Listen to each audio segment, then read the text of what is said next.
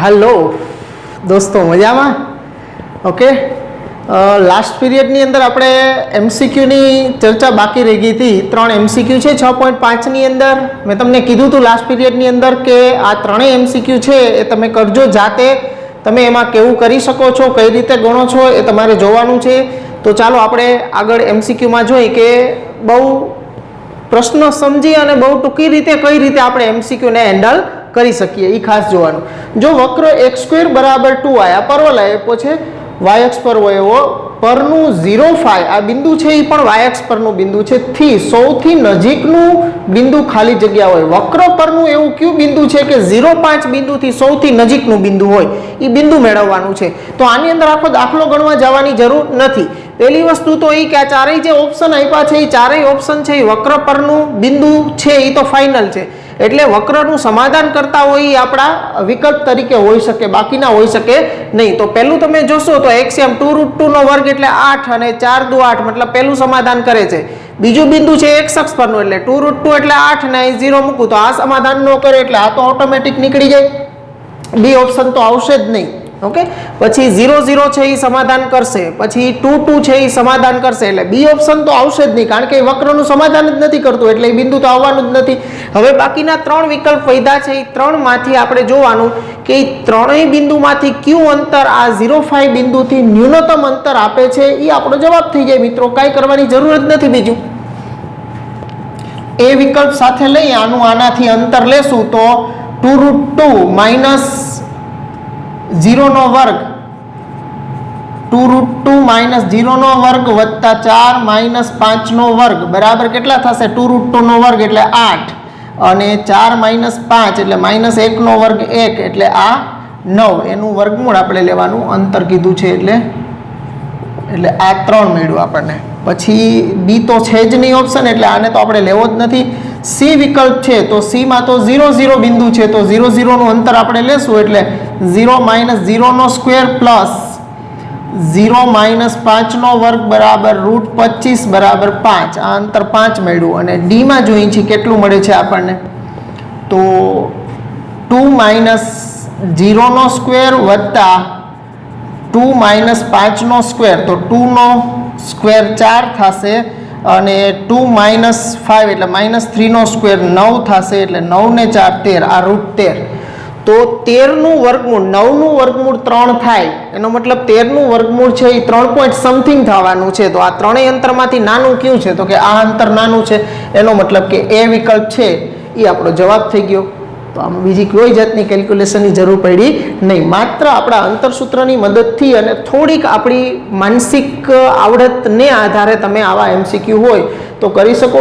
આમાં કોઈ આપણે સૌથી નજીકનું બિંદુ એટલે એકચ્યુઅલી મેળવવા જવા માટે આપણે મહત્તમ ન્યૂનતમની વાત કરવી પડે પણ એવી અહીંયા કાંઈ કરવાની જરૂર છે નહીં મિત્રો. આની અંદર બહુ આસાનીથી થઈ જાય છે આ રીતે અંતરસૂત્રની મદદથી. પહેલાં તો વક્ર પરનું જ બિંદુ છે તો 4 બિંદુ શું વક્ર પરના છે કે નહીં ચેક કરી લેવાનું. એ ચેક કરો એટલે જે ન સમાધાન કરતું હોય એ તો ઓટોમેટિક નીકળી જાય, ચેક કરવામાંથી પણ નીકળી જાય. પછી 0,5 બિંદુ આપ્યું છે એનાથી બાકીના જે ત્રણેય વિકલ્પ શક્ય હોય એ ત્રણેયમાં વારાફરતી આપણે અંતર મેળવા તો સૌથી ઓછું અંતર જેમાં આવ્યું છે એ આપણું માગેલું બિંદુ થઈ ગયું, સૌથી નજીક હોય એવું 0,5 થી તો આપણને જવાબ મળી ગયો. તો નોંધી લ્યો મિત્રો. પછીના એમસીક્યુની વાત કરીએ. ચાલો મિત્રો એના પછી 28મો એમસીક્યુ છે કે વિધેય f of x બરાબર 1 minus x plus x square upon 1 plus x plus x square પ્રત્યેક x બિલોંગ્સ ટુ r પ્રદેશ ગણ અહીંયા r આપી દીધો છે ની ન્યૂનતમ કિંમત મેળવવાનું કહે છે. તો તમે વિસ્તારની મદદથી પણ આમાં મેળવી શકો અથવા તો આપણા કસોટીઓની મદદથી પણ તમે આગળ વધી શકો. તો આનું વિકલન કરી નાખીએ આપણે. f ડેશ ઓફ x બરાબર છેદમાં છેદનો વર્ગ એટલે 1 પ્લસ x સ્ક્વેરનો સ્ક્વેર અંશમાં છેદ એમનો 1 પ્લસ x સ્ક્વેર અંશનું વિકલન -1 પ્લસ 2x માઇનસ અંશ એમનમ અને છેદનું વિકલન 1 પ્લસ 2x 1 નું 0 x નું 1 અને x સ્ક્વેરનું 2x. હવે આનો ગુણાકાર કરી નાખીએ આ બેનો આની સાથે.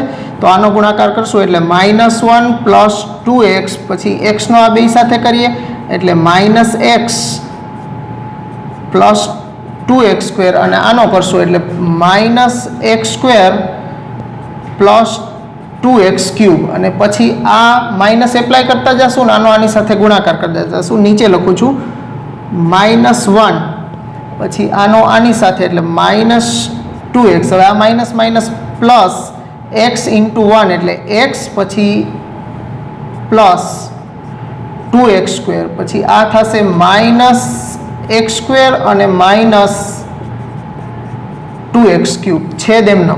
ઓકે, છેદ નથી લખતો એમનો મત લખું છું આ. ચાલો લખી નાખું. ઓકે, હવે કેન્સલ થાય, કેન્સલ કરી નાખીએ. આ ક્યુબવાળા કેન્સલ થઈ જશે. પછી 2x plus minus cancel, x plus minus cancel. વધ્યું શું તો કે આ 2x² ને 2x² એટલે 4x² માંથી આ 2x² જશે એટલે 2x² ના -1 ને -1 એટલે -2 ના છેદમાં 1 + x + x² નો સ્ક્વેર બરાબર 2 કોમન કાઢી લઈએ એટલે x² - 1 ના છેદમાં 1 + x + x² નો સ્ક્વેર.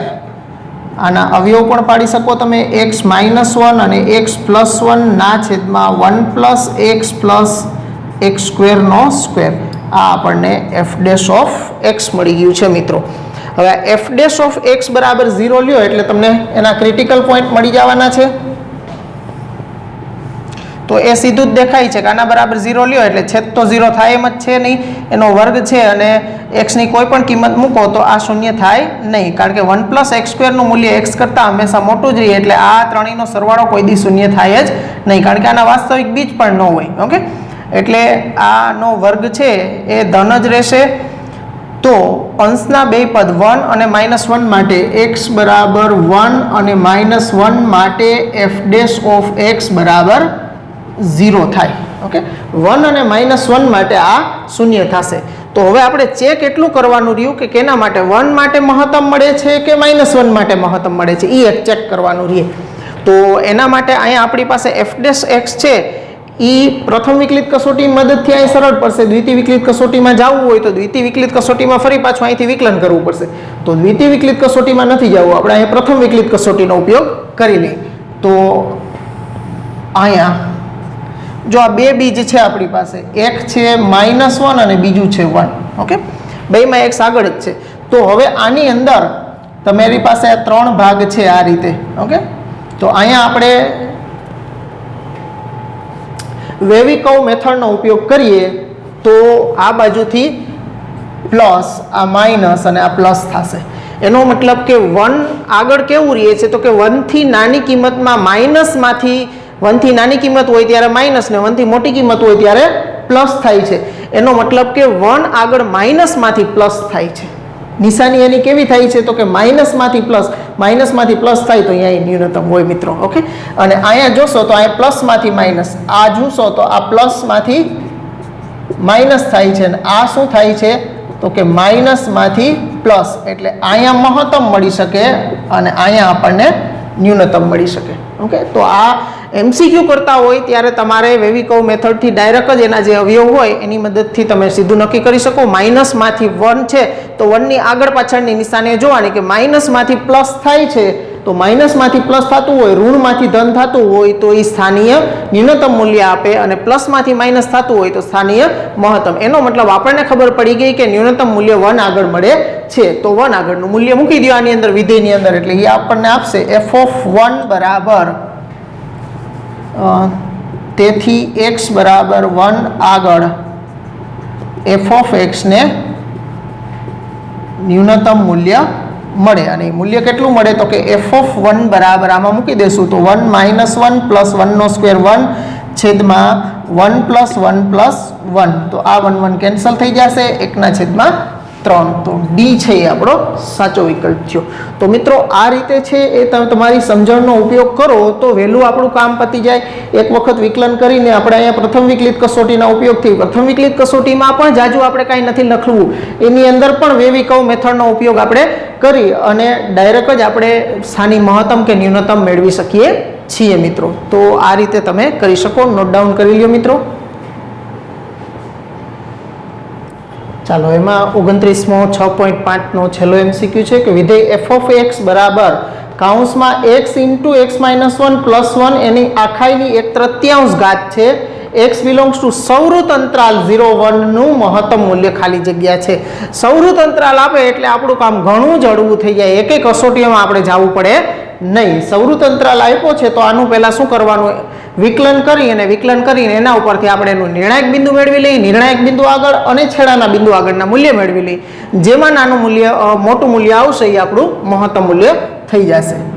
તો વિકલન કરીએ આ આપણે એફ ઓફ એક્સ બરાબર આની અંદરનું જે પદ છે અને એક્સને અંદર ગુણી દઉં છું તો x square minus x plus 1ની 1/3 ઘાત છે. હવે એનું વિકલન કરીશ એટલે એફ ડેશ ઓફ એક્સ બરાબર ઘાત આગળ આવશે 1/3 into x square minus x plus 1ની -2/3 છેદને ઉપર અંશમાંથી બાદ કરો તો 1 - 3 ઇઝ -2/3 ઇન્ટુ અંદરનું વિકલન થશે 2x - 1.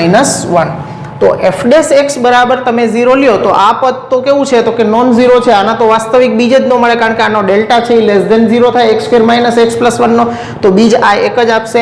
એટલે અહીંથી સીધું જ કહી શકીએ કે x બરાબર 1/2 માટે એફ ડેશ ઓફ એક્સ બરાબર 0 થાય. ઓકે, તો કિંમતો મેળવી લઈ. એફ ઓફ 1/2 માટે આની અંદર 1/2 મૂકો અથવા આમાં મૂકશો તો પણ ચાલશે. તો આમાં મૂકી દો તો 1/4 માઇનસ 1/2 વત્તા 1 એની 1/3 ઘાત. તો અહીંયા લસા 4 લઈ લઈએ આપણે તો 1 - 2 + 4/4 અને એની 1/3 ઘાત. તો 4 ને 1 5 માંથી 2 જાય તો 3 એટલે 3/4ની 1/3 ઘાત. ઓકે, તો એવું તો એક મૂલ્ય છે જ નહીં એટલે મળી ગયો. હવે 0 અને 1 આગળની કિંમતો એફ ઓફ 0 મૂકશું આની અંદર તો 0 - 0 + 1ની 1/3 ઘાત એટલે એ 1 થશે. અને એફ ઓફ 1 મૂકશું તો 1 નો વર્ગ 1 - 1 + 1 એની 1/3. તો આ 1 1 એ કેન્સલ, 1 નું ઘનમૂળ 1 એનો મતલબ કે 0 અને 1 બે બિંદુ આગળ છે એ મહત્તમ મૂલ્ય આપણને એનું 1 મળે છે. બે બિંદુ આગળ મહત્તમ મૂલ્ય ધરાવે છે. તો આ સી વિકલ્પ છે એનો રાઈટ વિકલ્પ થયો કહેવાય. એટલે આ રીતે તમારે આટલી ટૂંકી ગણતરીની અંદર કામ લેવાનું થશે મિત્રો. તો આઈ હોપ 3 MCQ છે એ વ્યવસ્થિત બધાને સમજાઈ ગયા હશે. થોડું તમારા હાથથી મેં સમજાવ્યું છે એ રીતે તમારા હાથથી પ્રેક્ટિસ કરજો અને તમે સમજવાની વ્યવસ્થિત કોશિશ કરજો, એટલે કાંઈ અઘરું હોતું નથી. પણ મિત્રો છે MCQ છે એ MCQના લેવલથી ગણવાના, દાખલાની જેમ ગણ્યા નહીં થવાનું બધું. આ તો તમને સમજાવવું હોય એટલે હું આટલું બધું પણ કરું છું, બાકી સીધી કિંમતો મૂકીને સીધી શું કિંમત આવશે એ ડાયરેક્ટ એટલી જ ગણતરી, પેજમાં મિનિમમ ગણતરીથી કામ થવું જોઈએ આપણું. ઓકે, તો નોટ ડાઉન કરી લ્યો, પછી આપણે આગળ પ્રક્રિયાના ઉદાહરણોમાં જઈએ.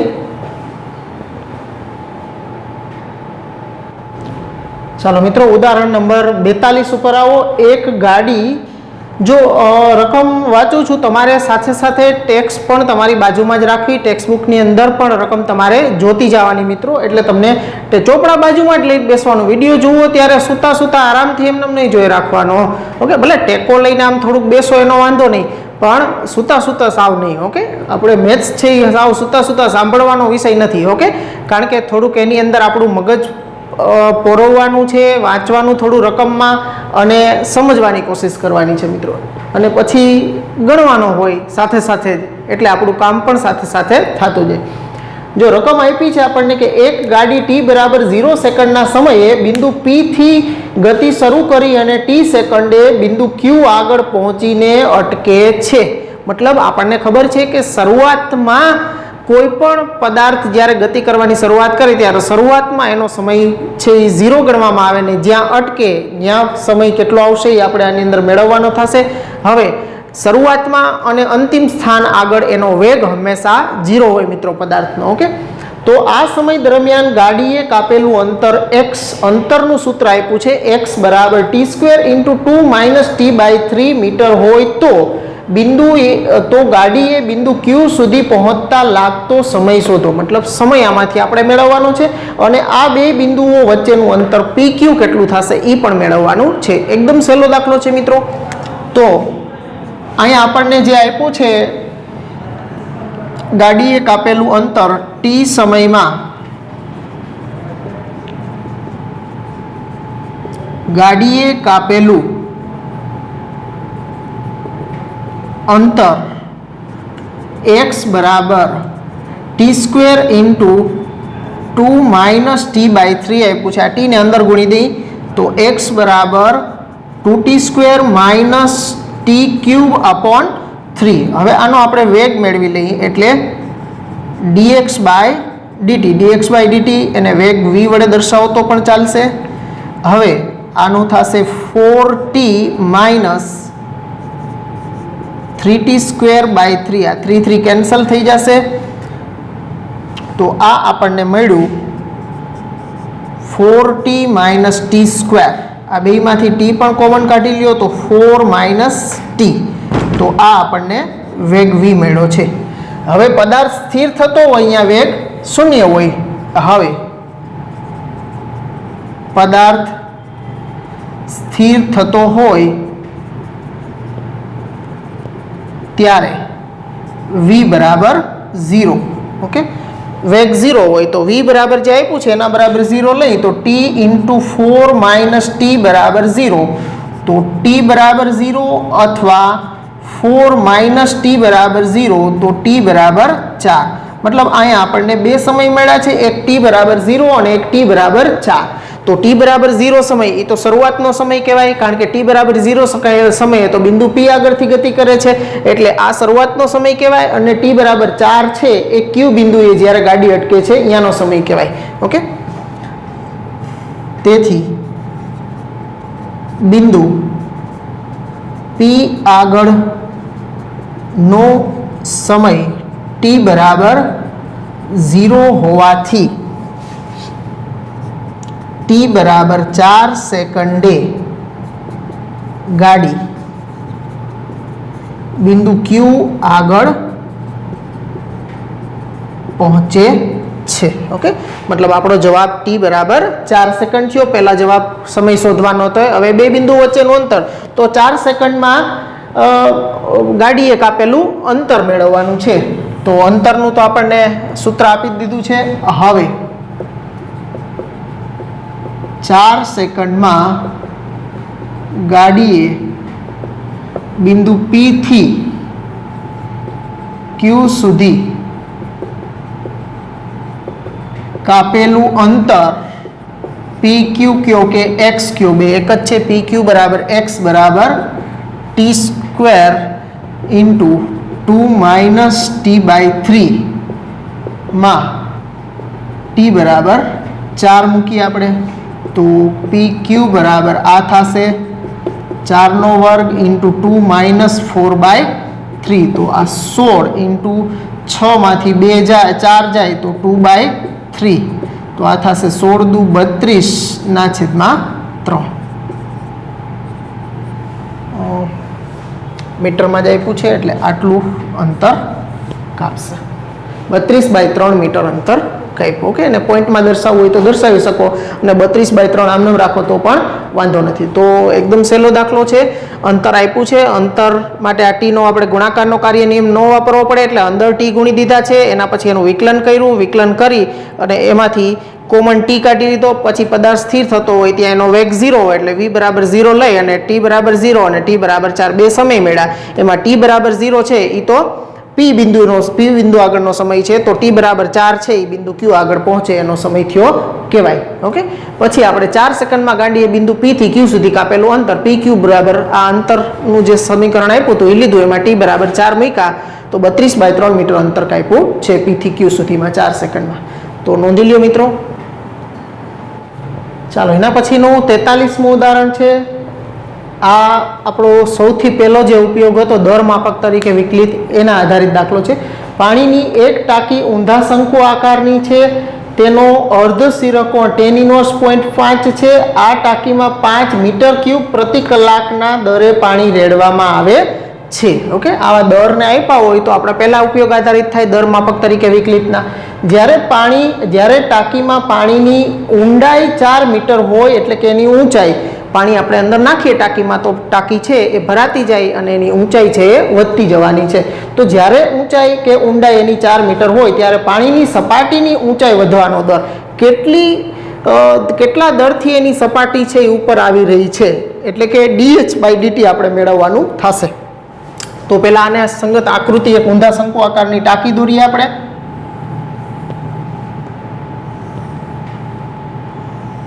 આ એક ઊંધા શંકુ આકારની આપણે ટાંકી દોરી છે. હવે આ ટાંકીની અંદર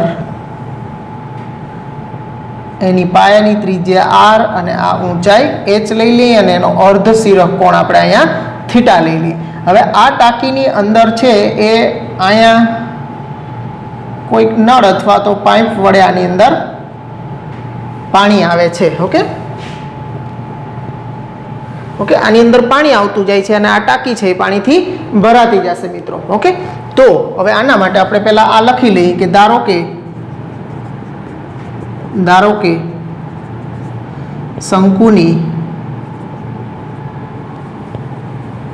કે શંકુની ત્રિજ્યા r, ઊંચાઈ h અને અર્ધ શિરક કોણ નું માપ થીટા છે. ઓકે, આકૃતિ દોરી નાખી છે, એમાં r, h અને થીટા અર્ધ શિરક કોણ આવે છે એટલે આપણે થીટા લેવાનો એની વાત કરી લીધી છે. હવે આપણને ડેટા શું આપ્યો છે તો કે ટાંકીમાં આટલા મીટર ક્યુબ પ્રતિ કલાકના દરે પાણી પડે છે. મતલબ કે શંકુની અંદર પાણી પડતું ઉપરથી જેટલા દરથી પાણી પડે એટલા દરથી જ શંકુ છે એનું ઘનફળ વધતું જશે. એટલે આપણને શંકુનું ઘનફળ આપી દીધું છે dv/dt બરાબર 5 મીટર ક્યુબ પ્રતિ કલાક આપી દીધું છે. પછી થીટા આપ્યો છે આપણને, થીટા બરાબર tan ઇન્વર્સ 0.5. આમાં થોડુંક આપણે ટેનને આ બાજુ લઈ લઉં તો tan થીટા બરાબર 0.5 બરાબર 0.5 એટલે 1/2 કિંમત થઈ. અને હવે ઊંડાઈ h બરાબર 4 મીટર હોય ત્યારે આપણે dh/dt કેટલું થશે આ મેળવવાનું છે. આટલો ડેટા આપણને આપ્યો છે. હવે આની મદદથી આપણે આગળ વધવાનું છે. તો હવે શંકુનો ઘનફળનું સૂત્ર, ઘનફળ આપ્યું છે એટલે ઘનફળનું સૂત્ર લેવાનું. હવે શંકુનું ઘનફળ, કારણ કે શંકુવાળા કે નળાકારવાળા દાખલા હોય તો આપણે એને એક ચલમાં ફેરવવા માટે મેં આગળ શું કીધું હતું, તમારી પાસે સંબંધ હોવો જોઈએ ત્રિજ્યા અને ઊંચાઈ વચ્ચેનો. હવે ત્રિજ્યા અને ઊંચાઈ વચ્ચેનો સંબંધ આપણને આ જ આપશે એટલે આકૃતિ ઉપરથી આપણે લઈ, આકૃતિ પરથી tan થીટા બરાબર, tan થીટા એટલે થીટાની સામેની બાજુ છેદમાં પાસેની બાજુ એટલે r/h થશે. અને tan થીટાની કિંમત આપણી પાસે છે અહીંયા 1/2 એટલે 1/2 બરાબર r/h. તો એમાંથી કરતા કોને બનાવશું, r ને બનાવશું કે h ને બનાવશું? તો કે આપણે તો જોઈએ છીએ dh/dt એટલે કરતા h ને ન બનાવાય, r ને બનાવાય. જોતો હોય ચલતો એની અંદર રાખવાનો હોય એટલે આપણે કરતા છે એ r ને બનાવશું. r ને બનાવશું તો r બરાબર h/2. આને નંબર 1 આપી દઈ. હવે શંકુનું ઘનફળ v બરાબર 1/3, શંકુનું ઘનફળ v બરાબર 1/3 પાઈ r²h. હવે r ની જગ્યાએ h/2 મૂકી દઈએ એટલે આ v બરાબર π/3 ઇન્ટુ r નો વર્ગ છે એટલે h²/4 ઇન્ટુ h. એક ઉપરથી કિંમત મૂકી દીધી છે. તો આ આપણને v શું મળી ગયો તો કે π/12 ઇન્ટુ h³. હવે આનું વિકલન આપણે કરી નાખીએ એટલે dv/dt બરાબર π/12 ઇન્ટુ 3h² ઇન્ટુ h નું પાછું થશે dh/dt. તો આ 3 ચોક 12. હવે dv/dt આપણને આપ્યું છે dv/dt બરાબર 5 છે તો આ 5 મૂકી દઈએ અહીંયા આપણે. તો 5 બરાબર pi into π/4 into h. h આપણી પાસે છે 4 તો 4 નો વર્ગ 16 અથવા તો 4 નો વર્ગ ઇન્ટુ dh/dt. આ 1 4 કેન્સલ કરી નાખીએ તો dh/dt બરાબર 5/4 ગુણ્યા પાઈ મીટર પ્રતિ કલાક. ઓકે, આટલો આન્સર રાખો તોય વાંધો નથી, પણ કદાચ MCQમાં થોડાક આગળ લઈ જાય તો પાઈની કિંમત કદાચ આની અંદર મૂકી દો તો 5/4 ગુણ્યા 22/7. તો આનો આન્સર શું થઈ જશે મિત્રો? 22 સપ્તમાંશ આપણે મૂકી દેશું તો અહીંયા લખું છું, છેદનો છેદ અંશમાં વહી જશે એટલે 35/88 મીટર પ્રતિ કલાક પણ લઈ શકાય. પાઈની કિંમત તમે જો મૂકશો તો આવો પણ આન્સર આપણને મળી શકે. ઓકે, અહીંયા પાઈ બરાબર 22 સપ્તમાંશ લીધા છે આપણે. તો પાણીની સપાટીની ઊંચાઈ વધવાનો દર 35/88 મીટર પ્રતિ કલાક મળ્યો આપણને. તો એકદમ સહેલો દાખલો છે, નોંધી લ્યો મિત્રો. પછીનું ઉદાહરણ નંબર 44 છે. 2 મીટર ઊંચો એક માણસ 5 કિલોમીટર પ્રતિ કલાકના દરે પ્રકાશના સ્ત્રોતથી અચળ ઝડપે દૂર જઈ રહ્યો છે. પ્રકાશના સ્ત્રોતથી જમીનની ઊંચાઈ 6 મીટર છે. પ્રકાશનો સ્ત્રોત છે એ જમીનથી 6 મીટર ઊંચો છે પ્રકાશનો સ્ત્રોત. તો તેના પડછાયાની લંબાઈના વધવાનો દર, મતલબ માણસની પાછળ એક પ્રકાશ સ્ત્રોત છે, માણસ છે એ આગળની તરફ આમ ચાલતો જાય છે, પ્રકાશ સ્ત્રોતથી દૂર જઈ રહ્યો છે અચળ ઝડપે. તો એનો પડછાયો છે આપણને ખબર, જો પાછળથી પ્રકાશ આવતો હોય તો પડછાયો છે એ માણસની આગળની તરફ આવતો હોય, તો એ જેમ દૂર જશે માણસ એમ એનો પડછાયો છે એ કેટલી ઝડપથી લંબાઈ રહ્યો છે એ આપણે મેળવવાનો, વધવાનો દર કેટલો છે એ મેળવવાનો છે. તો આકૃતિ દોરીએ એટલે તમને સમજાઈ જાય. આની અંદર એકદમ સહેલો છે.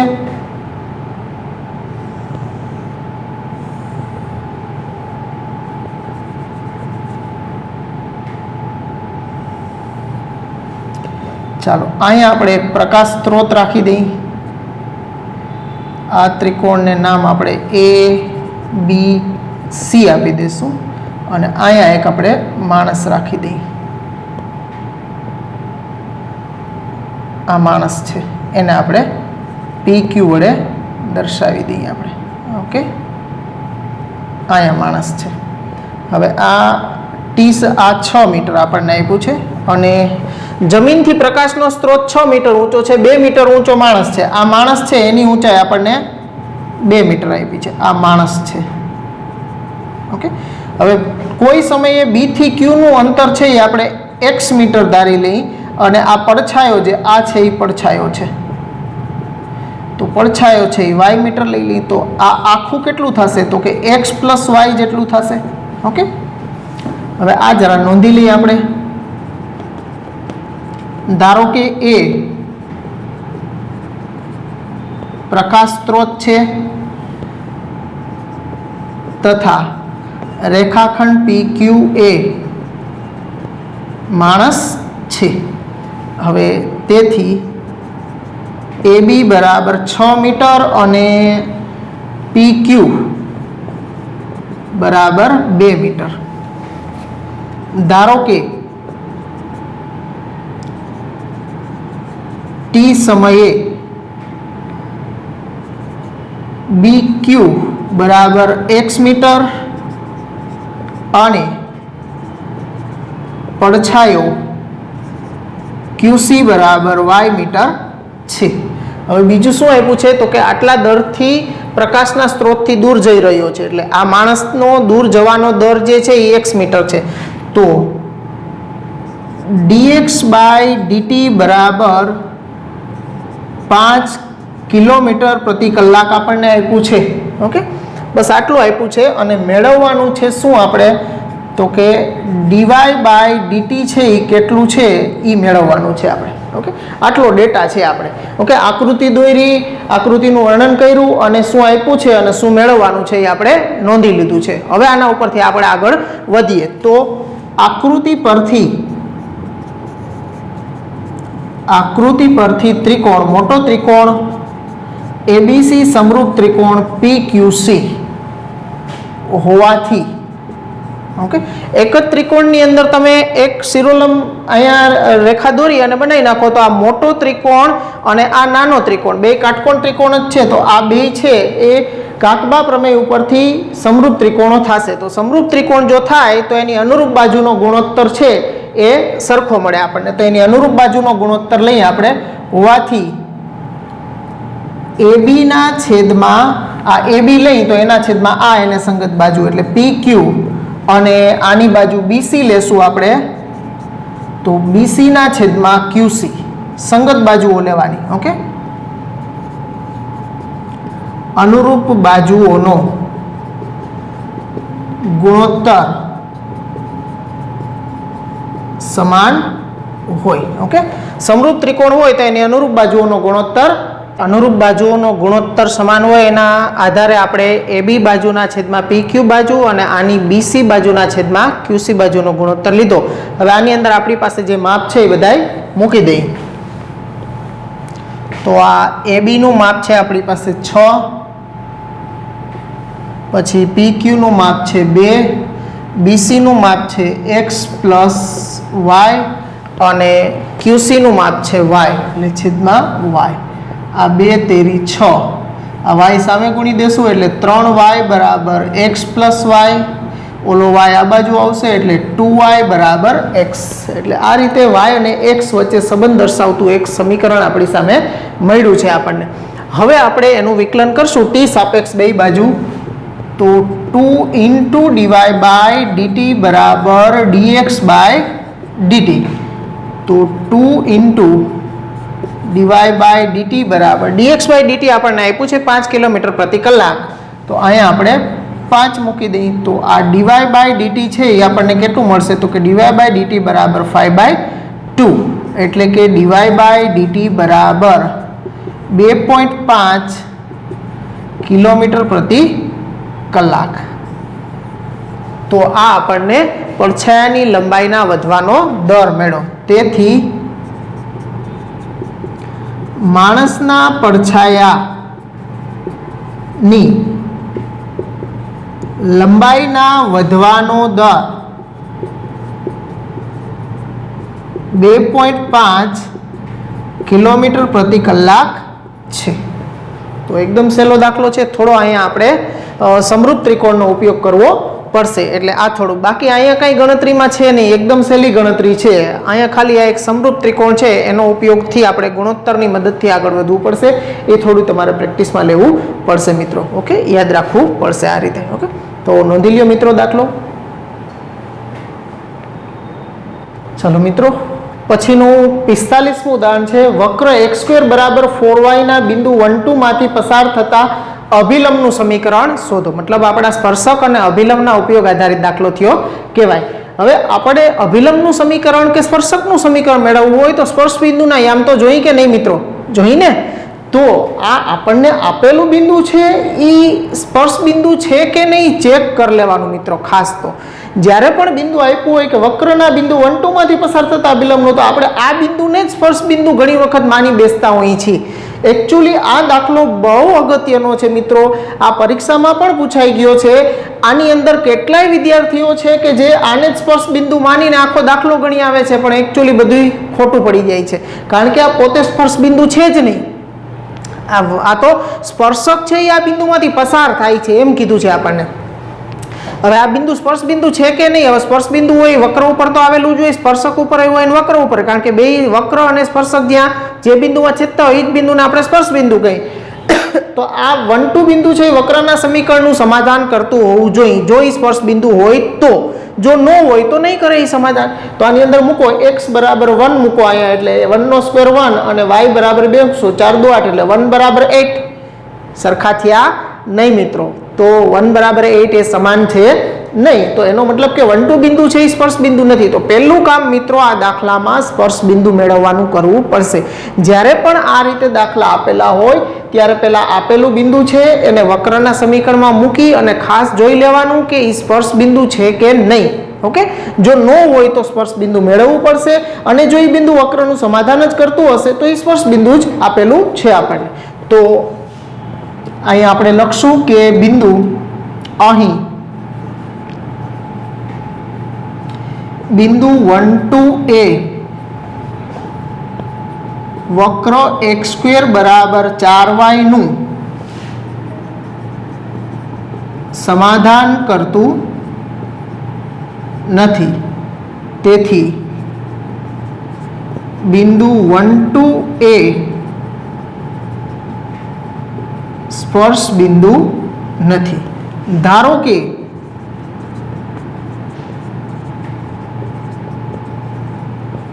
સ્પર્શ બિંદુ x1 y1 છે. h કે લ્યો, x1 y1 લ્યો, ગમે તે લઈ શકો તમે.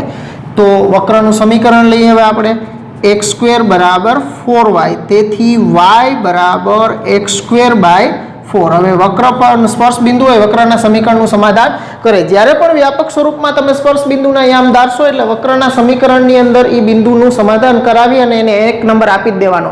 કારણ કે જ્યારે તમે આ બિંદુ 1 2 માંથી પસાર કરાવશો ત્યારે એને એક ચલમાં ફેરવવા માટે તમારે y1 બરાબર x1 નો સ્ક્વેર બાય 4 ની જરૂર પડશે. ઓકે, જ્યારે પણ વ્યાપક સ્વરૂપમાં બિંદુના યામ ધારવાના થાય ત્યારે વક્રના સમીકરણમાં મૂકી જ દેવાના. એટલે y1 બરાબર x1 નો સ્ક્વેર બાય 4 અને એક નંબર આપી દઉં છું. હવે હું વિકલન કરું છું તો dy બાય dx બરાબર 2x બાય 4. તો આ બે કેન્સલ. હવે dy by dx at x1 y1, તો આ થશે x1 બાય 2. તો આ શું મળ્યું મિત્રો? આપણે જે સ્પર્શકનો ઢાળ છે, પણ આપણે તો જોઈએ છીએ અભિલંબનું સમીકરણ, એટલે અભિલંબનો ઢાળ લખવો પડશે. તેથી બિંદુ x1 y1 આગળના અભિલંબ નો ઢાળ m બરાબર આપેલા જે સ્પર્શકનો ઢાળ છે એનો વિરોધીનો વ્યસ્ત એટલે x/2 છે, તો -2 બાય x1 -2 બાય x1 થાય. કારણ કે આપણને સ્પર્શકનો ઢાળ હોય એના ઉપરથી વિરોધીનો વ્યસ્ત કરી અને અભિલંબનો ઢાળ સરળતાથી લખી શકીએ આપણે. હવે આપણે આગળ એમાં વધશું. તો તેથી અભિલંબ નું સમીકરણ y માઇનસ y1 બરાબર m into x minus x1. તો આ y માઇનસ, હવે y1 છે એની જગ્યાએ x1 નો સ્ક્વેર બાય 4 મૂકવું હોય તો મૂકી શકો તમે. x1 નો સ્ક્વેર બાય 4 અને ઢાળ છે આપણી પાસે -2 by x1, -2 by x1 into x minus x1. આ એક ઉપરથી આપણે અહીં કિંમત મૂકી દીધી છે અને આને જ નંબર 2 આપી દઉં છું. જ્યારે x1 ની કિંમત મળી જશે એટલે હું સીધી આમાં મૂકી દઈશ એટલે મને સમીકરણ સીધું જ મળી જશે. ઓકે, જે કેમાંથી પસાર થાય છે? હવે આ બિંદુ y1 ની જગ્યાએ કિંમત મૂકી દેવાની, ઢાળ મૂકી દો, આ બે વસ્તુ મૂકી દો, પછી તમને જે બિંદુમાંથી કીધું છે એમાંથી પસાર કરો. જે બિંદુ 1 2 માંથી પસાર થાય છે, અને 1 2 બિંદુમાંથી પસાર કરાવીએ એટલે એમાં જે ચલ x અને y આવે છે એની જગ્યાએ 1 અને 2 લેવાના છે આપણે. એટલે એક y ની જગ્યાએ 2 એટલે 2 minus x1 no square by 4 બરાબર -2 by x1 into 1 minus x1. હવે અહીંયા 4x1 લસા અહીં લસા ગુણી દેશો તો 8 minus x1 no square by 4 બરાબર -2 by x1 into 1 minus x1. આ x1 પાછો આ બાજુ ગુણી દેશું એટલે 8 x1 માઇનસ x1 નો ક્યુબ બરાબર 4 દુ -8 અને માઇનસ માઇનસ પ્લસ 4 દુ 8x1. તો આ 8x1 8x1 કેન્સલ, બે બાજુ માઇનસ માઇનસ પ્લસ થઈ જશે. x1 નો ક્યુબ બરાબર 8, તો x1 ની કિંમત આપણને અહીંયા મળી ગઈ છે 2. ઓકે, હવે તમે સ્પર્શ બિંદુ કદાચ ym મેળવવું હોય તોય ભલે અને ન મેળવવું હોય તો સીધું આપણે તો સમીકરણ જ જોઈએ છીએ, તો x1 ની સીધી જ કિંમત આમાં મૂકી દેશો તોય સમીકરણ સીધું જ મળી જશે.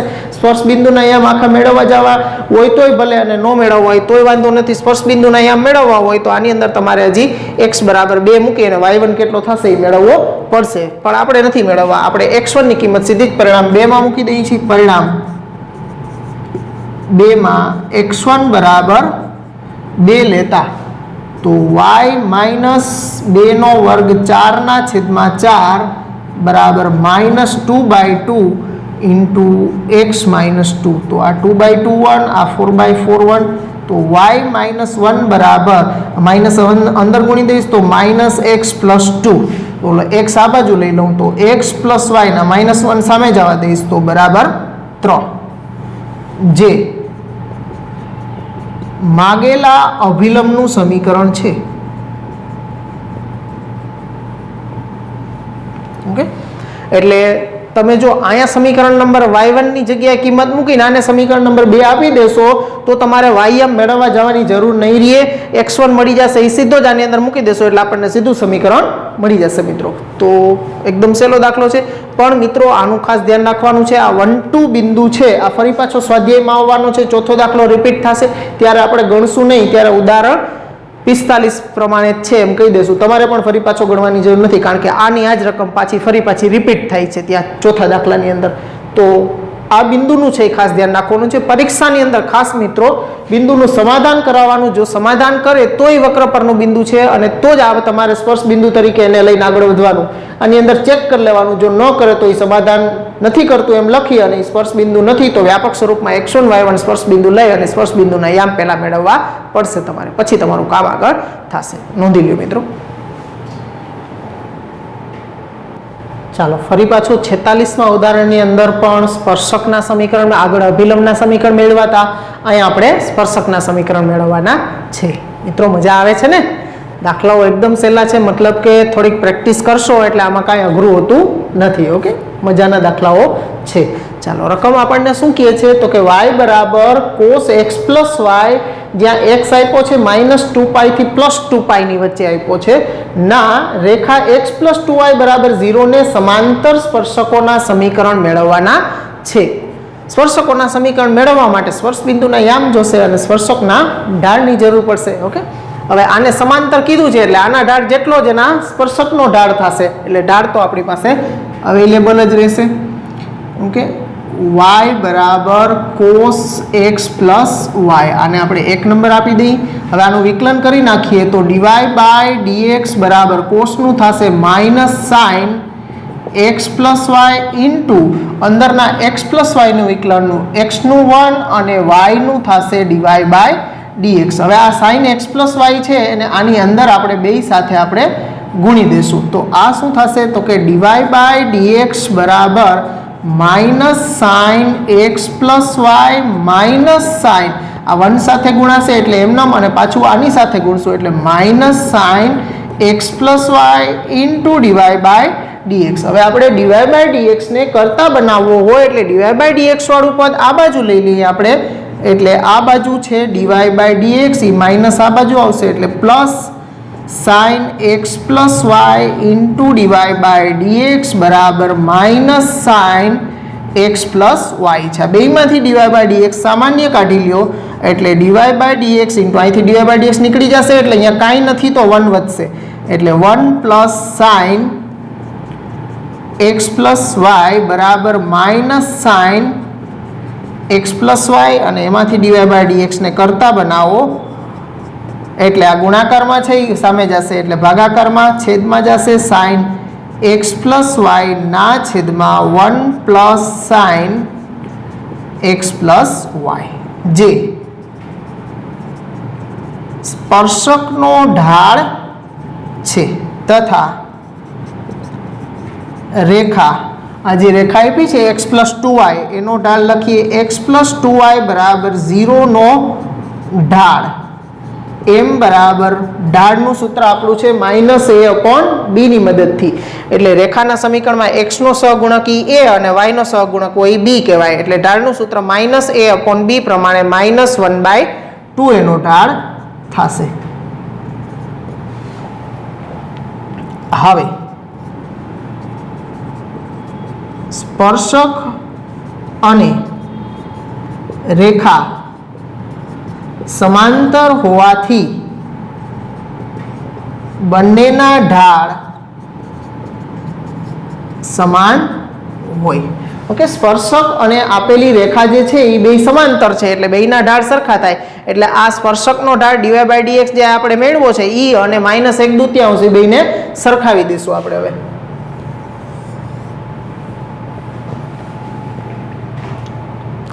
તો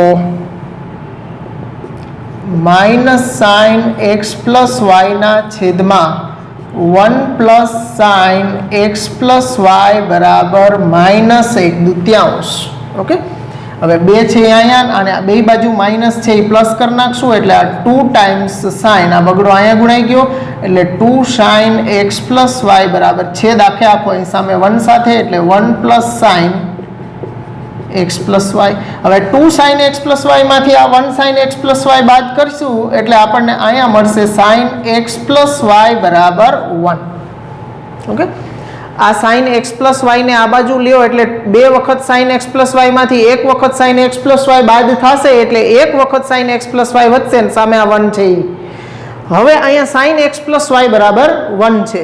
હવે આપણને ખબર છે કે જ્યાં સાઇનનું મૂલ્ય 1 થતું હોય ત્યાં કોસનું મૂલ્ય હંમેશા શૂન્ય થાય મિત્રો. આપણે એકમ વર્તુળ ઉપર જુઓ તો એકમ વર્તુળ ઉપર સાઇન ક્યાં 1 થતું હોય મિત્રો? તો કે સાઇન છે એ ઉપર 1 થતું હોય π/2 આગળ. તો π/2 આગળ કોસનું મૂલ્ય કેટલું હોય? તો કે 0 હોય. એટલે આને હું નંબર પહેલા 2 આપી દઉં છું. તેથી cos x + y બરાબર 0 થાય.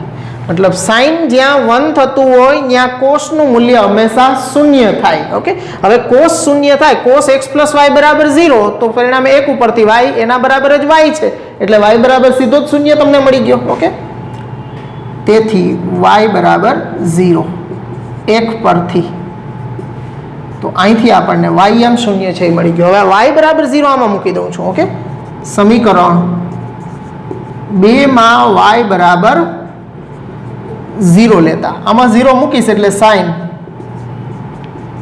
x + 0 બરાબર 1 તો સાઇન x બરાબર 1. હવે x અહીંથી મેળવવાનો છે આપણે. હવે x આ મેળવવા માટે x કોની વચ્ચે આપ્યો છે? તો કે -2π થી +2π ની વચ્ચે આપ્યો છે આપણને. તો x કેટલો થઈ શકે? તો કે x બરાબર તમે અહીંયા જોશો તો સાઇનનું મૂલ્ય 1π/2 આગળ 1 હોય અહીં ઉપર હોય ને. આમ તમે જ્યારે 0 π/2 π 3π/2 અને 2π એન્ટી ક્લોકવાઇઝ ડિરેક્શનમાં આમ ચક્કર લગાવશો 0 થી 2π માં તો π/2 આગળ મૂલ્ય 1 થશે સાઇનનું. જ્યારે ક્લોકવાઇઝ ડિરેક્શનમાં 0 નીચે -π/2 અહીંયા -π અને ઉપર જશો ત્યારે -3π/2 આવશે અને પાછું અહીંયા -2π આવશે. એટલે 0 થી 2π અને 0 થી -2π ઉપરનું બિંદુ જ્યાં આવશે π/2 અને -3π/2 ત્યાં મૂલ્ય 1 થશે. આપણને ચોખ્ખું કહી દીધું છે -2π થી 2π ની વચ્ચે લેવાનું છે એટલે આપણે આ બે બિંદુ લેવા પડશે. એટલે x આપણને મળશે -3π/2 અને π/2. આ x ની બે કિંમતો આપણને મળશે. તો y એમ 0 છે અને x ની બે કિંમતો મળી છે આપણને. કારણમાં લખી નાખવાનું કે -2π x +2π છે એટલે આપણે આ બે કિંમતો લીધી છે. તો આપણને સ્પર્શ બિંદુના યામ શું મળ્યા? તેથી સ્પર્શ બિંદુના યામ -3π/2 0 અને π/2 0 છે. મતલબ બે સ્પર્શ બિંદુ આપણને મળ્યા છે આની અંદર. તો આ બે સ્પર્શ બિંદુના વારાફરતી આપણે બે સ્પર્શ બિંદુ આગળ સ્પર્શકના સમીકરણ મેળવીએ. હવે ઢાળ તો બે સમાંતર છે એટલે ઢાળ તો આ -1/2 છે એનો જ ઉપયોગ કરવાનો છે આપણે. ઓકે, બિંદુ -3π/2 0 આગળના સ્પર્શકનું સમીકરણ y - y1 બરાબર m × x - x1 બિંદુ ઢાળ સ્વરૂપ સમીકરણની અંદર આપણે મૂકી દઈએ કિંમતો. આ બિંદુ છે એ x1 y1 છે, આ x1 y1 છે. તો y - 0 બરાબર ઢાળ છે. કેટલો ઢાળ છે? તો કે -1/2 × x - +3π/2. તો આ 2 સામે જવા દો તો 2i બરાબર -x આ બેને પણ ગુણી દો તો -x પ્લસ -x -3π/2 હજી બેને પણ જવા દો એટલે 4y બરાબર -2x -3π બે પદ આ બાજુ લઈ લેશું એટલે 2x પ્લસ 4y પ્લસ 3π બરાબર 0. આ આપણને સ્પર્શકનું એક સમીકરણ મળ્યું. હવે એ જ રીતે તમારે બિંદુ π/2 0 આગળના સ્પર્શકનું સમીકરણ. તો મિત્રો હવે આવડી જાય ને. આ જ રીતે ખાલી બિંદુ જ બદલવાનું, ઢાળ તો એટલો જ રાખવાનો છે. ખાલી અહીંયા 0 એમ અહીંયા ખાલી 3π/2 આવે છે, અહીંયા તમારે x - π/2 થશે. એટલે અહીંથી આટલું કામ તમને હોમવર્કમાં આપી દઉં છું. ઓકે, એમાં મૂકશો એટલે એ બિંદુના આમ કેટલા થશે તો કે π/2 છે તો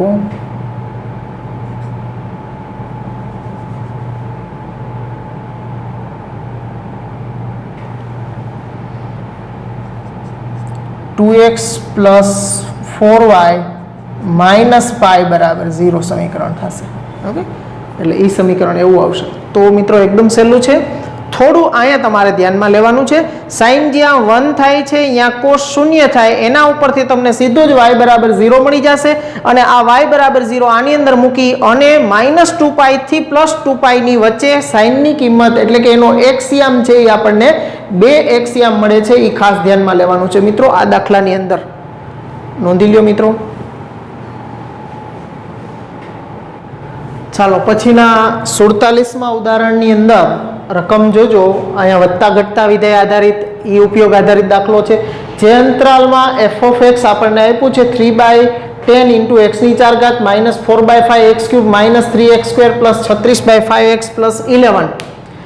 આ વિધેય ક્યાં ચુસ્ત અને ક્યાં ચુસ્ત વધતું અને ક્યાં ચુસ્ત ઘટતું છે એ અંતરાલ મેળવવાના છે. આપણે અંતરાલ નક્કી કરવાના છે કે આપેલ વિધેય છે એ r ના કેટલા ભાગની અંદર વધતું છે, ચુસ્ત વધતું છે અને કેટલા ભાગમાં ચુસ્ત ઘટતું છે. તો કરીએ એનું વિકલન આપણે વિધેય લઈને. f(x) = 3/10 x⁴ - 4/5x³ - 3x² + 36/5x + 11. આમ 4 ઘાતવાળી બહુપદી આપી છે. આમ થોડીક રકમ છે એ લાંબી લચક જેવી આપણને લાગશે, પણ કાંઈ છે નહીં, એકદમ સહેલો જ દાખલો છે મિત્રો. ઓકે, પણ થોડુંક અવયવ પાડવામાં એક આપણે કાળજી લેવાની છે. ઓકે, આનું વિકલન કરીશ એટલે f(x) = 4/12 -4/12 -5x² - 6x + 36/5 x નું 1 થઈ ગયું અને 11 નું 0 થઈ ગયું છે. અહીંયા છેદ ઉડી જશે, 6 દુ અને 5 દુ. હવે બધાયમાં 6/5 6/5 6/5 અને અહીંયા એક 6/5 નથી, પણ બધાયમાંથી 6/5 આપણે કોમન કાઢી લઈએ. તો 6/5 કોમન કાઢશું તો અહીંયા શું વધશે? ખાલી x³. અહીંથી 6 કોમન કાઢશું એટલે 2 વધશે, એટલે 2x². હવે અહીંયા 5 તો છેદમાં તો 6 તો કોમન નીકળી જશે, પણ 5 નો થાય એટલે 5 વડે ગુણીને ભાગ્યા હોય એટલે -5 વડે અહીંયા ગુણવા પડશે. એટલે -5x વત્તા અહીંયા 6/5 કોમન કાઢશું એટલે 6 વધશે. તો આપણી સામે 6/5 બધાયમાંથી કોમન કાઢ્યા પછી અહીં ખાસ ધ્યાન રાખવાનું, અહીંયા છેદમાં 5 નથી એટલે એને 5 વડે ગુણવા પડશે મિત્રો. આ ખાસ ધ્યાનમાં લેજો. x³ - 2x² - 5x + 6. હવે આના અવયવ પાડવા છે તો શેષ પ્રમેયની રીતે આપણે ચેક કરવું પડે કે એનો એક અવયવ x - 1 છે કે x + 1 શું મળે છે. જોઈએ આપણે.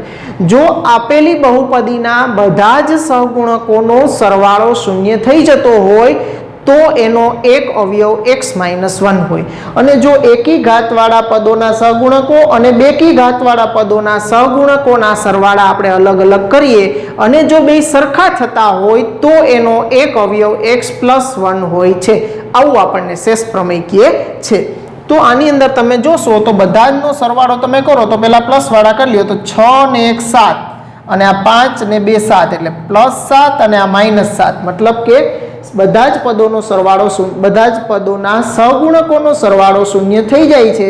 એટલા માટે આનો એક અવયવ x - 1 છે એ આપણને ખબર પડી ગઈ છે. એટલે આ 6/5 એનો એક અવયવ x - 1 લખી નાખીએ. બીજો અવયવ શું થશે એ આપણે કોષ્ટકની મદદથી મેળવીએ મિત્રો. તો આ x³ x² x અને 1 અહીંયા એનો એક અવયવ x - 1 છે તો અહીંયા +1 લેવાનું. અહીંયા બધા જ પદોના સહગુણકો લખું તો અહીંયા 1 -2 -5 અને +6 નીચે પહેલો ઘટક 0 લેવાનો ઊભો સરવાળો 1 + 0 એટલે 1 આનો બેનો ગુણાકાર કરી નાય 1 * 1 ઊભો સરવાળો એટલે -1 આ બેનો ગુણાકાર કરીને અહીંયા એટલે ઊભો સરવાળો -6 પાછો આનો બેનો ગુણાકાર અહીંયા એટલે -6 ઊભો સરવાળો એટલે 0. હવે આના કરતાં એક ઉતરતી ઘાત x² x1 અને ડેશ આ બેનો ગુણાકાર કરી અને અહીંયા બીજો અવયવ થશે એનો એટલે x² -x અને -6 * 6 તો આપણી સામે x² - x -6 આવ્યું છે એના પણ હજુ અવયવ પડી જશે 6 ના ભાગ પાડી અને બાદબાકીથી -1 જોઈ છીએ તો x -3 અને x + 2 3 દુ 6 અને -3 + 2 એટલે -1 તો આ થયું આપણું f'(x).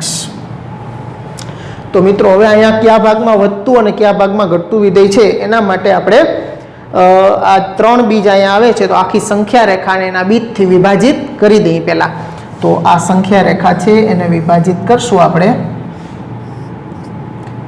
તો અહીંયા સૌથી આનું બીજ 1 થશે, આનું બીજ +1, આનું બીજ +3 અને આનું બીજ -2 થશે. ઓકે, એ આનું મૂલ્ય x ની કઈ કિંમત માટે શૂન્ય થાય એનું બીજ કહેવાય. એટલે આ 1 માટે શૂન્ય થાય, 3 માટે અને આ -2 માટે. એટલે પહેલા ક્રમમાં લખીએ તો -2 આવશે, પછી 1 આવશે અને પછી 3 આવશે. તો અહીંયા આપણી સંખ્યા રેખાના 4 ભાગ થશે. −∞ આ ભાગ x <-2, આ -2 x <1, 1 x <3 અને x > 3.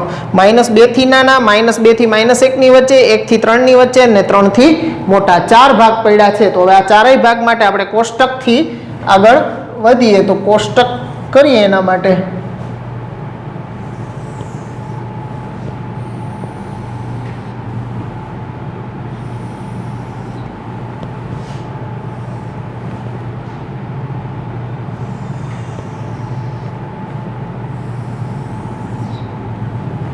પહેલા અંતરાલનું ખાનું બનાવશું આપણે, પછી ક્રમમાં આ જેનું બીજ -2 છે એનું ખાનું પહેલા એટલે x + 2, પછી x -1, પછી x -3, પછી f'(x) અને પછી f વિશે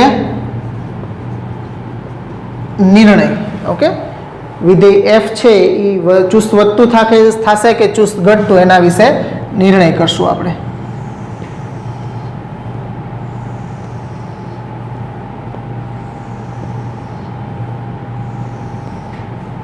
હવે અહીંયા 4 અંતરાલ છે એટલે આપણે 4 ભાગ આ રીતે કરી નાખશું.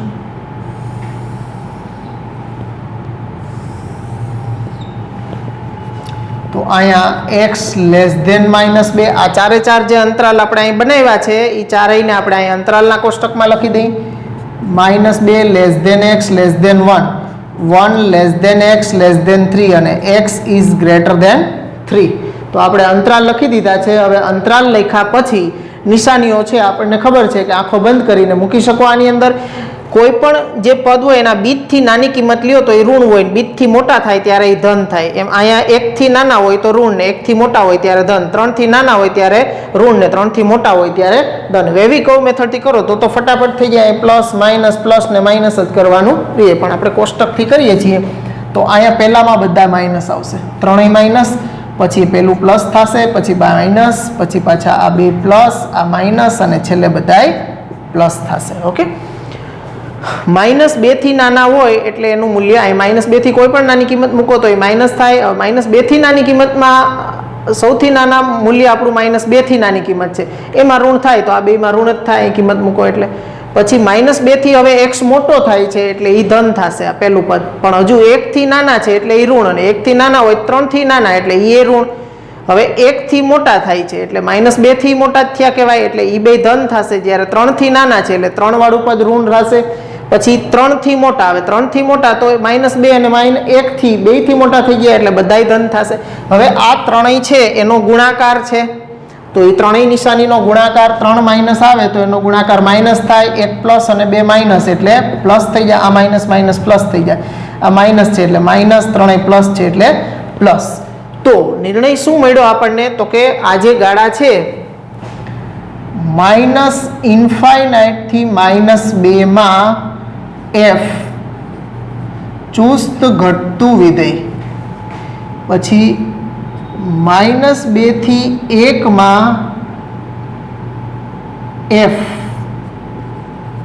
ચુસ્ત વધતું વિધેય થશે, અને 1 થી 3 માં f ચુસ્ત ઘટતું વિધેય થશે, અને 3 થી ઇન્ફાઇનાઇટ માં f ચુસ્ત વધતું વિધેય છે. એને કોષ્ટકની મદદથી આપણે ક્યાં ચુસ્ત વધતું ક્યાં ચુસ્ત ઘટતું છે એ મેળવી દીધું છે. તો એકદમ સહેલો દાખલો છે, નોંધી લ્યો. આ અવયવ પાડવાના અને કોષ્ટકની મદદથી કામ લેવાનું છે, નોંધી લ્યો. 48મું ઉદાહરણ છે, સાબિત કરો કે વિધેય f of x બરાબર tan inverse of sin x plus cos x જ્યાં x ગ્રેટર ધેન 0 એ 0 થી π/4 પર ચુસ્ત વધતું વિધેય છે. 0 થી π/4 માં આ f of x છે એ ચુસ્ત વધતું વિધેય છે એમ આપણે સાબિત કરવાનું છે. તો કરીએ સાબિત. એનું પહેલા વિકલન કરીએ. f ડેશ ઓફ x બરાબર tan ઇન્વર્સ નું વિકલન થાય 1/1 પ્લસ x સ્ક્વેર, તો અહીંયા થશે 1/1 plus sin x plus cos x એનો હોલ સ્ક્વેર ઇન્ટુ, જો tan ઇન્વર્સ નું કર્યું 1/1 પ્લસ આ x આખો એનો સ્ક્વેર, હવે અંદર x નથી, x ને બદલે sin x plus cos x છે, તો એનું વિકલન પાછું એના જ ગુણાકારમાં સાંકળના નિયમથી sin x નું cos x થશે અને cos x નું માઇનસ sin x. તો આપણને f ડેશ ઓફ x શું મળ્યો? તો કે f ડેશ ઓફ x બરાબર cos x minus sin x ના છેદમાં 1 પ્લસ sin x વત્તા cos x એનો હોલ સ્ક્વેર. ઓકે, હવે અહીંયાનું વર્ગ છે એનું વિસ્તરણ કરવાની જરૂર નથી, વર્ગ છે તો એ હંમેશા ધન જ રહેવાનું, એનું મૂલ્ય હંમેશા greater than or equal to 0 જ રહે, અને વત્તા 1 છે એટલે એ શૂન્યતર જ છે. ઓકે, એટલે તેથી લખી શકીએ કે પ્રત્યેક x બિલોંગ્સ ટુ 0 થી π/4 માટે જે આપેલો અંતરાલ છે 0 થી π/4 એના માટે છેદ હંમેશા ધન જ રહેશે. 1 plus sin x plus cos x નો હોલ સ્ક્વેર ગ્રેટર ધેન 0 જ થાય, તથા cos x is greater than sin x. જો 0 થી 45 ની અંદર cos નું મૂલ્ય મોટું હોય છે, જો આ રીતે તમે લખો cos અને sin ના મૂલ્યો લ્યો, આ sin અને cos, બીજું કાંઈ મૂલ્યોની વાત છે, 0, 30, 45, 60 અને 90. 0 એ 0, 1/2, 1/√2, √3/2 અને 1 થાય. પછી cos છે અહીંયા 1, √3/2, 1/√2, 1/2 અને 0. તો 0 થી 45 સુધીમાં જોવાનું છે વિવૃત અંતરાલો, 45 એ બે સરખા થાય. તો અહીં તમે જોઈ શકશો કે sin ના મૂલ્ય કરતાં cos ના મૂલ્ય મોટા છે. પછીના અંતરાલમાં 45 થી 90 માં વાત કરો તો cos કરતાં sin ના મૂલ્યો મોટા હોય, અને 45 એ બે સરખા હોય. આ ખાસ ધ્યાનમાં રાખવાનું છે મિત્રો. 0 થી 45 સુધીમાં કોના મૂલ્ય મોટા હોય? cos ના મૂલ્ય મોટા હોય. 45 થી 90 માં કોના મૂલ્ય મોટા હોય? તો કે sin ના મૂલ્ય હોય, અને 45 એ એક્ઝેક્ટ 45 એ બેના મૂલ્ય સરખા હોય. તો અહીંયા આપણે લખ્યું કે 0 થી 45 સુધીમાં cos x નું મૂલ્ય sin x ના મૂલ્ય કરતાં મોટું હોય. તો cos x આ sin આ બાજુ લઈ લો એટલે cos x minus sin x is greater than 0 થશે. તો એનો મતલબ કે છેદ આખોય ધન છે અને અંશ પણ ધન થઈ ગયો. અંશ અને છેદ બે ધન હોય તો f ડેશ x પણ શું થશે? તેથી f dash x is greater than 0. તેથી f ઓફ x એ 0 થી π/4 માં ચુસ્ત વધતું વિધેય છે. ઓકે મિત્રો, આ લખવાની જરૂર નથી હો, ખાલી આટલું જ, બસ નાનકડો જ દાખલો છે, એકદમ નોંધી લ્યો. ચાલો મિત્રો, હવે એના પછી 48માં કહી દેતા 49મું અને 50મું ઉદાહરણ બે સહેલા છે. 49મું ઉદાહરણ છે પહેલા ઉપયોગ આધારિત છે, એ વર્તુળની તકતીનું ક્ષેત્રફળમાં વધારાનો દર આધારિત છે. જ્યારે 50મું ઉદાહરણ છે આપણે 6.5નો 17મો અને 18મો દાખલો જે કરી ગયા કે ચોરસ પતરાના ચારે ખૂણેથી એક સમાન લંબાઈના ચોરસ કટકાઓ કાપીએ તો એ કાપવામાં આવતા ચોરસ કટકાની લંબાઈ આપણે મેળવવાની હતી. તો એ પ્રકારનો 50મો દાખલો છે. 49 અને 50 આ બે હોમવર્કમાં તમને આપવામાં આવે છે.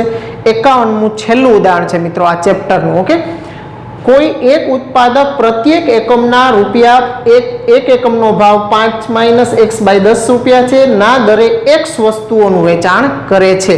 તો આપણે x વસ્તુઓની વેચાણ કિંમત દાખલા તરીકે એમ કહીએ કે એક પેનની કિંમત 10 રૂપિયા છે તો 15 પેનની કિંમત કેટલી થાય? તમારે શું કરવું પડે? તો કે એક પેનની કિંમત ગુણ્યા જેટલી વસ્તુ આપણે લઈ છે બેનો ગુણાકાર કરવો પડે ને, તો અહીંયા આપણને એની વેચાણ કિંમત ખબર પડે. તો અહીંયા આપણે વેચાણ કિંમત માટે આપણે x ગુણ્યા આ એક એકમની કિંમત આપી છે એટલે એનો બેનો ગુણાકાર કરશું, એ આપણે વેચાણ કિંમત થશે x વસ્તુઓની. અને જો x વસ્તુઓની પડતર કિંમત, જો અહીંયા x વસ્તુઓની પડતર કિંમત જ આપી દીધી છે, એક પ્રત્યેકની નથી આપી પડતર કિંમત, x વસ્તુઓની પડતર કિંમત, એટલે આમાં x વડે ગુણવાના નથી. x/5 + 500 હોય તો ઉત્પાદકને મહત્તમ નફો પ્રાપ્ત કરવા કેટલી વસ્તુઓનું વેચાણ કરવું પડે? હવે આપણે નફાનું વિધેય આના ઉપરથી બનાવવું પડશે. પહેલા તો વેચાણ કિંમત અને પડતર કિંમત આ બે આપણે એના વિધેય અને એના ઉપરથી આપણે નફાનું વિધેય બનાવવું પડશે. નફો ક્યારે થાય? તો કે પડતર કિંમત કરતાં વેચાણ કિંમત વધુ હોય ત્યારે નફો થાય. તો નફો મેળવવા માટે કેટલી વસ્તુઓ વેચે ત્યારે એને મહત્તમ નફો પ્રાપ્ત થાય છે. એટલે આ મહત્તમ ન્યૂનતમ આપણા છેલ્લા ઉપયોગ આધારિત દાખલો કહેવાય. તો આપણે અહીંયા લખશું કે ધારો કે x વસ્તુઓની વેચાણ કિંમત s of x selling price અને પડતર કિંમત costing price c of x છે. તેથી s of x બરાબર અહીંયા જો એક એકમના આપ્યા છે એટલે x વસ્તુના એકમ માટે આને x વડે ગુણવા પડશે. એટલે x × 5 - x ના છેદમાં 100. આ x અંદર ગુણી દો તો આ 5x - x²/100 થશે. તથા કોસ્ટ પડતર કિંમત c of x બરાબર એ આપણને આપી દીધું છે x/5 + 500. ઓકે, હવે આપણે નફો જોઈએ છીએ એટલે નફાનું વિધેય પ્રોફિટ p of x બરાબર selling price minus costing price. Okay, વેચાણ કિંમતમાંથી પડતર કિંમત બાદ કરીએ તો આપણને નફો મળે. તો p of x શું થશે? તો કે સેલિંગ પ્રાઇસનું વિધેય છે 5x - x²/100 અને એમાંથી આ બાદ કરશું એટલે આ બે માઇનસ થશે તો -x/5 - 500. જો આ માઇનસ છે એટલે આ બે પ્લસ હતા તો બે માઇનસ ડાયરેક્ટ કર્યા છે. હવે આ x વાળા બે પદ છે તો એનો લસા લઈ લઈ, આનો અને આનો. 25 માંથી 1 જશે એટલે 24x/5 - x²/100 અને -500. આ આપણું નફાનું વિધેય p of x થયું છે. હવે આપણે એનું વિકલન કરીએ અને આગળ આપણી રીત પ્રમાણે કરીએ તો p dash of x બરાબર 24/5 x નું વિકલન 1 થયું -2x/100. જો અહીંયા 24/5 એમનો x નું વિકલન 1, x² નું 2x/100 એમનો અને 500 છે અચળ છે એનું વિકલન 0 થયું છે. અહીંયા 250 છેદ ઉડાડી નાખીએ તો p dash of x આપણને મળશે અહીંયા 240 - x, આનો લસા 50 લઈ તો અહીં 10 વડે ગુણવા પડે એટલે 240 - x/50. હવે p dash of x બરાબર 0 લેતા 240 - x/50 બરાબર 0. તો 240 - x બરાબર 0 તો x બરાબર 240. તો આપણી વસ્તુઓ થઈ જે આપણે કેટલી વસ્તુઓનું વેચાણ કરવું તે વસ્તુઓ મળી ગઈ છે x બરાબર 240. વળી એ મહત્તમ નફો છે કે નહીં એના માટેનું દ્વિતીય વિકલન આનું દ્વિતીય વિકલન આપણે કરશું p ડેશ x નું, તો આ શું મળશે આપણને? તો કે આ 0 અને આ x બાય 50 છે તો એ -1/50, તો આ શું મળ્યું? Less than 0. 240 મૂકો કે ન મૂકો કાંઈ ફેર નથી પડવાનો, કારણ કે સામે -1/50 એ ઋણના ઋણ જ રહેવાના છે, એટલે લેસ ધેન 0. તેથી x બરાબર 240 વસ્તુઓનું વેચાણ કરવાથી મહત્તમ નફો મેળવી શકાય. 240 વસ્તુઓનું વેચાણ કરશે ત્યારે એને મહત્તમ નફો મળશે. તો મિત્રો અહીંયા આપણા ઉદાહરણો પૂરા થાય છે. વ્યવસ્થિત રીતે મિત્રો આ પ્રકીર્ણ ઉદાહરણો છે એ એકદમ અગત્યના હોય છે. આની વ્યવસ્થિત પ્રેક્ટિસ કરવાની મિત્રો, બે વખત લખી જ્યારે પણ સમય મળે ત્યારે પ્રેક્ટિસ કરી લેવાની મિત્રો આની. ઓકે, તો અહીંયા સુધી રાખીએ મિત્રો, ફરી પાછા મળશું. આવજો, ગુડ બાય.